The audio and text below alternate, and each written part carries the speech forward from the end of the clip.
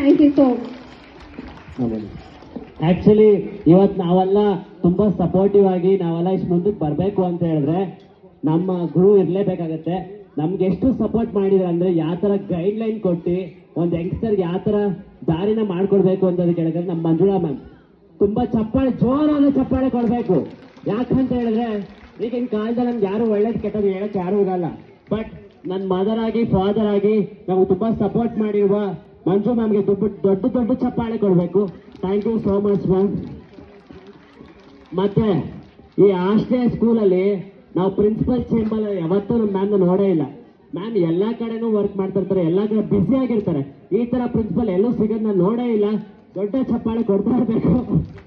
Thank you so much ma'am. Thank you for you are my role model.